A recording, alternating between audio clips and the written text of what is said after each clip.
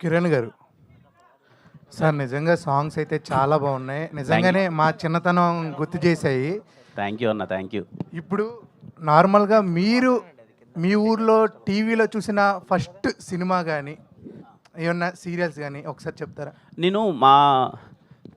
నేను చూసిన first cinema అంటే సినిమా అన్నది మా ఊర్లో స్టార్ట్ అయిపోయి ఒక క్యాసెట్ ఉండే, ఆ క్యాసెట్ని 20 సార్లు అరిగిపోయేలాగా రీల్ తెగిపోయేలా చూసిన సినిమా సమరసింహారెడ్డి అండి.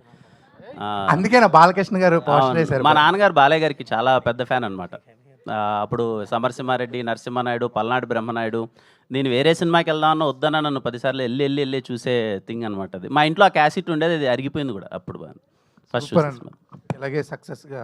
థ్యాంక్ యూ అన్న, thank you sir, thank you sir.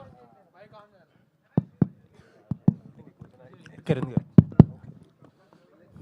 చాలా చిన్న స్థాయి నుంచి హీరోగా ఎదిగారు. అంటే మీరు ఒకప్పుడు అవకాశాల కోసం అంటే ఒక షార్ట్ ఫిలిమ్స్ నుంచి హీరోగా ఎదిగారు. మీరు అవకాశాల కోసం ట్రై చేస్తున్న రోజుల నుంచి మీరు ప్రొడ్యూస్ చేసే స్థాయికి ఎదిగారు. ఫస్ట్ అది చాలామందికి ఇన్స్పిరేషన్. Thank you sir.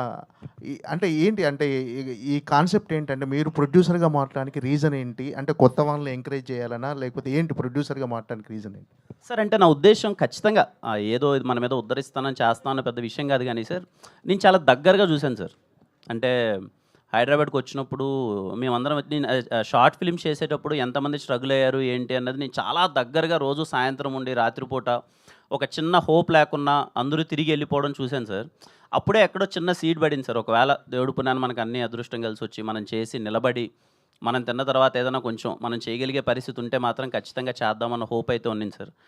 అప్పుడే అందుకే ఇప్పుడు మనం ఉన్న దాంట్లో కొంచెం మనం పెట్టగలిగిన బడ్జెట్లో చేయొచ్చు అనిపించింది. అందుకే అందరూ కొత్త వాళ్ళతోనే చేద్దాం అనుకున్నాను. ఇది చాలా చిన్న మొదటి ప్రయత్నం సార్.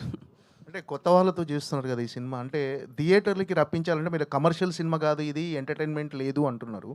అంటే ఆడియన్స్ని ఎంగేజ్ ఏ యాక్సెప్ట్లో ఆడియన్స్ని ఎంగేజ్ అవుతారు ఈ సినిమాకి? ఏంటి అంటే కొత్త వాళ్ళని పెట్టి బడ్జెట్ ఎంతో మీరు పెట్టిన బడ్జెట్ ఖచ్చితంగా ఎంతో మినిమం బడ్జెట్ అయ్యి ఉంటుంది. దాన్ని ఎలా అంటే అంత గట్స్ ఏంటి? ఒక ప్రయోగం ఎక్స్పెరిమెంట్ అనుకోవచ్చా ఈ సినిమా? సార్ మనం చూస్తున్నాం సార్, చాలా